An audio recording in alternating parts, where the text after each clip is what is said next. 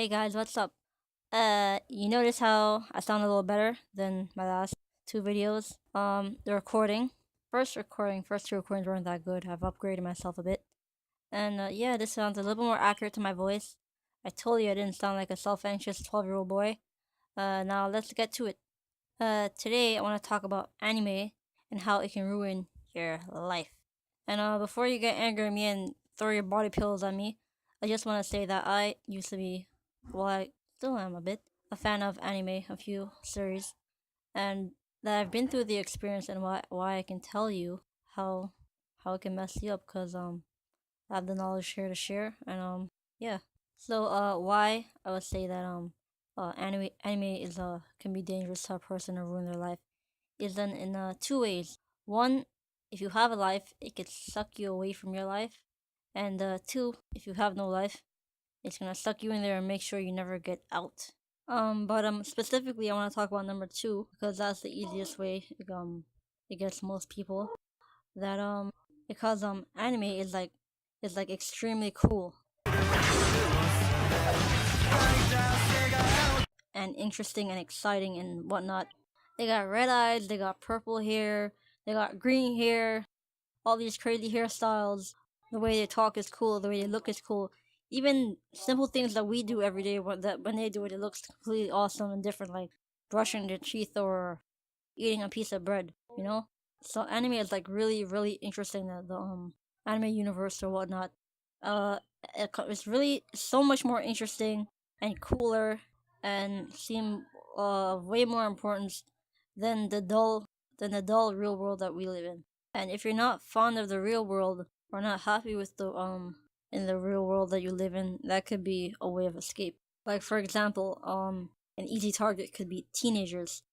Teenagers are pretty they don't really know much about life, you know, they just came out of the childhood stage and they're still learning and trying to figure out who they are and what they want to do in life or what direction they want to go. But it's not quite clear. It's still very in the early stages of development in terms of independence, ideals that you stand for and whatnot. And if you're an introverted type of teenager, and uh well, teenagers are pretty vulnerable.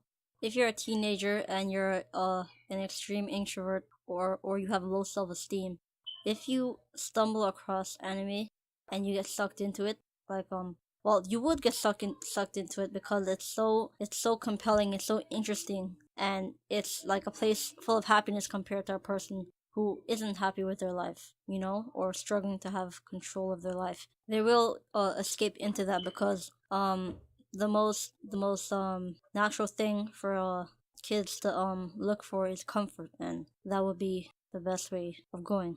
And because it's so amusing and compelling, it's addictive because it's too good to be true.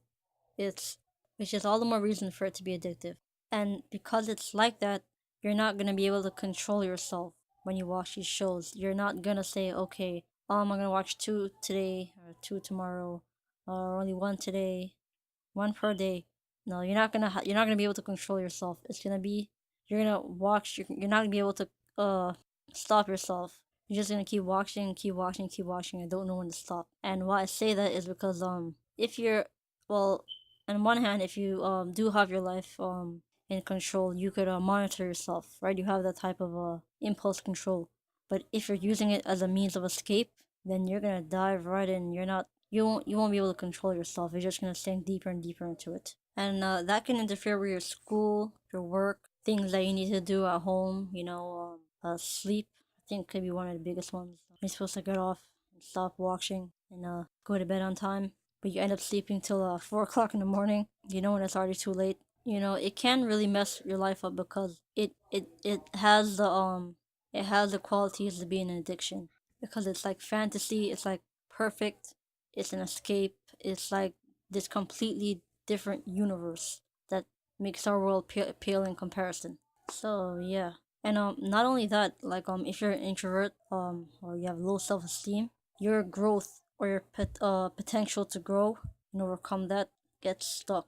It just gets stunned when you start to immerse yourself in anime and use it as an escape for your life because it will most likely take you further and further away from people. Like, say if you don't like people and you don't like dealing with others or socializing or whatnot, it will just help amplify those feelings by making the real people and real world look like garbage, and want to draw you even closer and closer to the anime because it seems more special and important. So any chance of you facing your problems head on in reality, and being fully conscious and aware there, and taking the steps needed, the training and whatnot to improve your self esteem, improve your life, make you more sociable, or able to laugh, talk, and work with other people, is annihilated because you keep using anime as an escape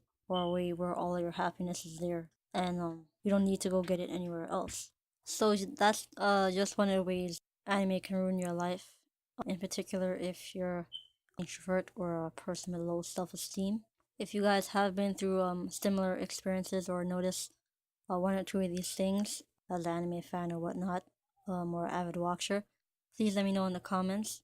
And yeah, guys, if you do find yourself in this sort of situation and you're trying to distance yourself from anime and stop watching it for a bit so you can focus more on your life, I recommend that you I recommend that you got like a pen and paper and do a lot of thinking. Remember all the times where it has gotten you into situations you didn't want to be, or where it has interfered with your life, and think about that deeply. Just keep thinking about it, think about it. You'll keep finding out new ways and new information, and you'll find a more deeper understanding of how you need to change. And just keep doing this over and over, because it's the same thing like when you have a problem and you can't figure out. You keep thinking over and over. You keep going back to thinking, finding new facts, new routes, new answers to help you solve your problem. So that's what you need to do in order to understand how to distance yourself from that. It's not until you completely understand how you're being damaged that you could pull away from it. Because if you only wait for the few times when it interferes with with your life, and then you say, "Oh damn, I really need to stop." But then as soon as things go fine again, and you just push that thought aside, you're not taking it seriously. You're just waiting to get hit again by a next bullet to just say that same line. So you need to fully understand this sort of concept and be more aware of your actions and be more conscious, so you don't keep doing these type of things that you're doing blindly. Another thing I greatly recommend is trying to raise your self-esteem. That will help you greatly to become more independent and not rely on other things as emotional clutches. Is that what they say? Yeah, or to lean on. There's a book that I recommend, I think from Nathaniel Braden, Six Pillars of Self-Esteem. That book has like the deepest answers that you will not find within anything else that could really help you. It's really help you cross continents. It's some really strong stuff. And the thing is that I think the more social you become and more independent, that you this is what happened to me. You become less apt to walk shit. You don't really want to watch it as much. It's sort of like a type of thing that you move on from. Maybe one or two shows you may watch as a little interesting that keeps your interest because of the plot or whatnot. But you're not watching it so much as before. Like you probably may watch one a week, maybe one a month.